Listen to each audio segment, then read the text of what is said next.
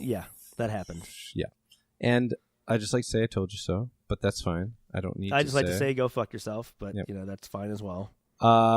Next game coming out is something I just got to play the other day. It was like a very old version of But not this version. You played you played the an old original, version. the OG. For like Genesis, I think it was Shaq Fu. So this next Shaq Fu game that's coming out, I think was supposed to kind of be like a celebration of like, this fun, stupid like game that never needed to be made to begin with, and now they're going to like remake it. But it almost seems worse now than it was then. And for anybody who's never had the chance to play Shaq Fu, it's based on Shaquille O'Neal, the basketball player, being a like fighter, like a martial arts fighter in like a Mortal Kombat kind of setting. And now they're kind of bringing that into the modern day, but like they've almost made it less unique by putting it into this genre of like a beat 'em up, like in some kind of Asian country. I don't know, it's like China or something. And you're literally just like beating up like, I don't know, 5 or 6 dudes at a time. I thought you were about to say some really controversial shit just then. No, it doesn't look particularly fun or interesting or unique or, to be honest, anything that I would play, which is unfortunate because I always kind of look back at Shaq Fu as like a fond memory of something that was like not necessarily great, but a fun memory. You are going to actually get a copy of this for free. Why don't you tell all of us why? This is correct. So, if you were like me and a fucking idiot, which clearly I've been known to be on this show. You said it. Fuck you. So, I just realized we forgot to do a word of the day. Well, let's wait until we explain Shaq Fu. Okay, all right. So, if you are a fucking idiot like me, you will know, which, by the way, I've proven time and time again I am on this show. Right. You would know that if you bought NBA Playgrounds on Switch or any other console version prior to June 10th, 2017, I bought the motherfucker day of release thinking it was going to be NBA Jam 2.0. It was not. Anyway, for people so frustrated about that game and the mechanics of it and the lack of content, they were like, if you bought the game prior to June 10th, 2017, we're giving you Shaq Fu Remastered, whatever the fuck this is called, for free. And this comes out on the 5th, which is a week from right now. So let's kind of explain that the reason that they're giving this game away for free is because this NBA Playgrounds was shit. Was so shitty, right? So they're acknowledging that, and now they're coming out with Shaq Fu that is also looking, I'm sorry to say, it's looking pretty shitty. But let me they're coming out with NBA Playgrounds 2, which also may be shitty. I don't know. Well, let's nail some facts down for a second here, because I haven't looked up NBA Playgrounds. Is it the same developer as Shaq Fu? I don't know. No, I don't believe so. Shaq Fu is by Big D's Productions. Right. So who made NBA Playgrounds? Was Saber Interactive. Okay. So different developer. So NBA Playgrounds was made by Saber Interactive. How did that all work hand in hand? It's just because maybe Shaq Fu's a basketball player and maybe they're... Yeah, they must have had something. And maybe it was the same publisher, but in this publisher's Mad Dog, I don't actually know the publisher of Shaq Fu. The only thing I can find on it was Big Nuts or Big D's Nuts. Big D's Productions. So this kind of raises some questions for me. First of all, why did the people who made NBA Playgrounds have such a hard time making a game that was NBA Jam was successful and people still play it. I remember the NBA Jam that came out for 360 was fucking great. It was like a reboot. People don't necessarily play it as a serious competitive game, but they still play it as an arcade basketball game. Correct. Why couldn't they just make something similar? And then likewise, why is Shaq Fu so off the mark too? I cannot help but think that there is somebody out there who's just doing a really bad job of directing these games. And you're just being a real negative Nancy today. Well, on one hand, I feel bad saying that, but on the other hand, I have to say, what are you thinking? You have two. You basically have two franchises that people want to see sequels to, and you're pussyfooting around those games. I'm sorry, did you say pussyfoot? Yeah, I said pussyfooting. That's fine. You're pussyfooting around the idea of just making something that people want to play, and you're I don't know what to say. Nobody wants to play these games. No, I'm gonna play the Shaq Fu game. You're getting it for free. I think maybe the only people who want this game are the ones who are getting it for free because they want. Motherfucker, people love Shaquille O'Neal. I love Shaquille O'Neal, but like Shaq Fu remaster or whatever this thing is looking pretty sparse. Is NBA Playgrounds 2 supposed to be like more on the mark, or is it more of the same? Do you know? I have absolutely no fucking idea. It got announced like 2 months ago. Can we get to Backbone? Yeah. This next game, Backbone, why don't you lead the way? It's by a developer called Eggnut. Don't say that on the show. Don't say that on the show. It's a fucking name, man. What should we say? I told you we're trying to lighten the load. We don't want to blow it out your fucking ass. Okay. The way they're describing this game is a dystopian noir adventure. It to me reminds me of some of the games you would see on Sega Genesis back in the day. As far as the side-scrolling games, it has a really cool aesthetic of being very noir detective style. But you play as a wolf, I would say, like a wolf. And there's other like wolves, but like you play as a wolf, like a very personified wolf. Could you say wolf again? Fuck you. So you're like in a trench coat, suit and tie, you get a cigarette. The lighting looks really cool. It looks like it takes place at night most of the time. It's coming out in 2019. It just got a couple over the weekend, I believe. It passed Kickstarter. I think it blew it out of the water. They had like 95,000 they made. Wow. I don't know how much the shit was going to be, but either way, they beat their fucking goal. And so it's coming out for all systems, including Switch. Because I know that's what people would ask. In 2019, it says it's getting released. Go check it out. Backbone. Type in just Backbone Kickstarter video game, whatever you want to call it. Backbone Noir video game. Whatever you Google it, I'll post on the tweets. Which, by the way, we didn't say at the beginning because we're fucking idiots. It was literally listed on there. But if you haven't done it, follow us on Twitter and Instagram at Game Genius Cast. There you go. Give some love. Give us some love. Yeah. Real quick, I have to mention again, we did not pin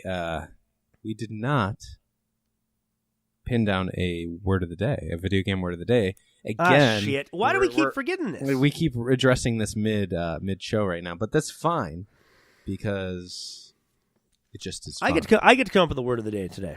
I had one, but okay, go ahead. You've come up with the last like 5. That's fine. Go ahead. I will give you the floor.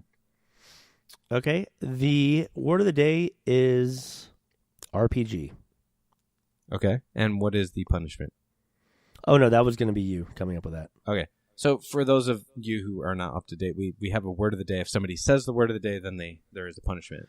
So in this case, I think it was pretty effective that the punishment was to buy the other person a game, and a game under $20. I think we should do that again.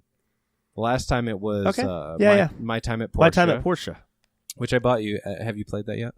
I have, and I really, so far, early on still, but you had told me that you had met somebody at the beach a couple weeks back that I guess had played it or something. They said it was not like Stardew Valley. This game is just like Stardew Valley. I was with someone at the beach who has about 200 hours in Stardew Valley, and they're a friend of me and my girlfriend, and they said that it's not a Stardew Valley like clone. It's not exactly a clone, but I would say it's very similar to Stardew Valley. It's similar. I mean, there's different. It's 3D, but but it's very similar as far as what you do in the game. All right. We will still follow up on this and see what Ryan has to say. Yeah, exactly. Okay, so just to continue real quick, everybody go Google Backbone.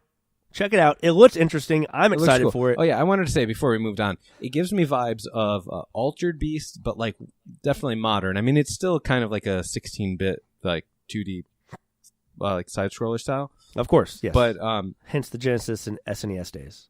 Right. But some of the aesthetics also give me some Resident Evil vibes. So think of like 16-bit Resident Evil, Altered Beast kind of. Why do you say Resident Evil?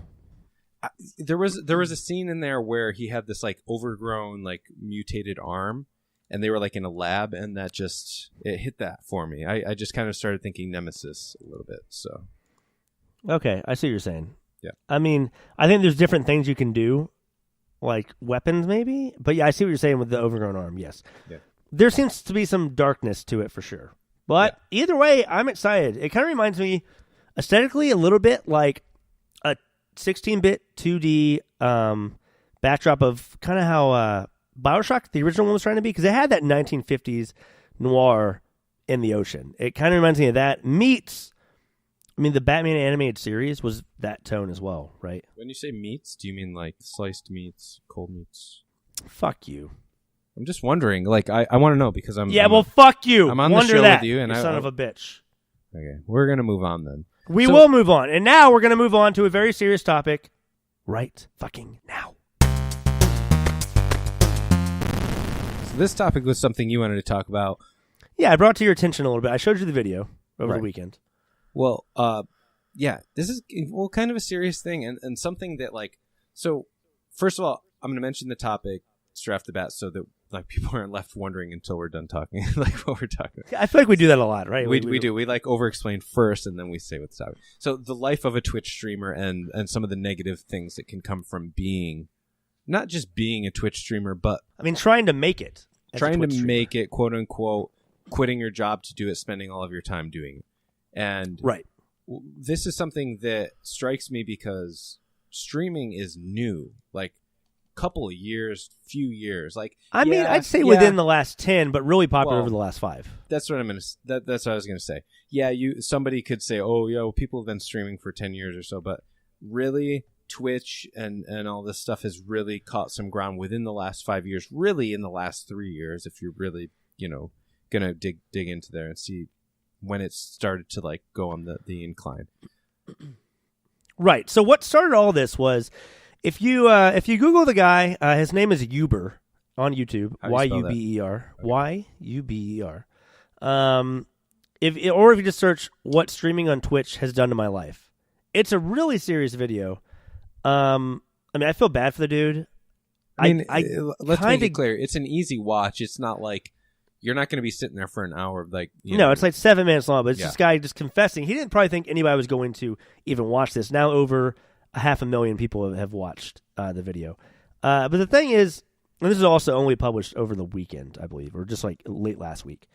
So here's the thing. He's kind of explaining what he did to be a Twitch streamer. Like, because people have this mentality, if I can talk, this mentality of thinking possibly very similar to, you and I have been musicians for years, Fred. Yeah.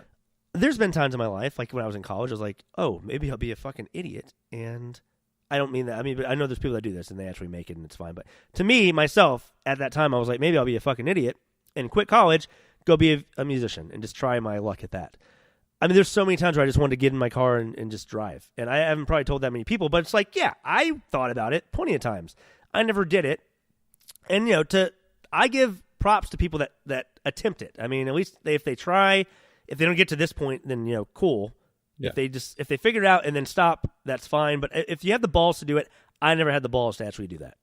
I'm also not that good to do that. I kind of did do that. At one point, I remember being so poor that I was literally eating dry oatmeal just to change things up. So that sounds fucking terrible. It is terrible. And it's because you want to take chances, especially early in life. You want to say, well, I'm not going to do that in my 30s or my 40s. And some people are. And like, whatever. If it doesn't really hurt you in the long run, whatever. But I did these things in my 20s, same as you. Like, we spent a lot of time playing gigs and writing and I still play music, and I love it, but I do it on the side. Like, I still have my job that I do, right, and a full-time job, exactly. And at this point in my life, also, even just having this podcast is right. I don't want to say that I don't take it seriously, because I do. Like, we always make sure we get the podcast out on time, but you can't make it your life. You have to have a life outside of it. You always have to know that there's something else that you're working towards, because exactly. And so this guy, essentially what he did was, for 3 years of his life, he was trying to work a full-time job, it sounds like 40 hours a week, and trying to stream as a full-time job, so another 40 hours. Right. And so he's pretty much, I mean, this is, I don't think like he would, we're not talking bad about anything he did or anything like that. I feel like he would completely go along with what I'm about to say, is that this is a warning to people to be like, don't try it unless you're willing to dedicate your entire life, lose your girlfriend, lose your friends, live in a possible, like, not a situation that you don't feel very good in, live in a situation that you feel you could have done more, I guess. Because it seems like he's in his, I feel bad for the guy. I want him to land on his feet. I hope he does. I'm glad that his video has gotten some traction. And like I said, we'll link this in Twitter, but if you just type in what Twitch has done to my life, or what streaming on Twitch has done in my life, you'll find the video.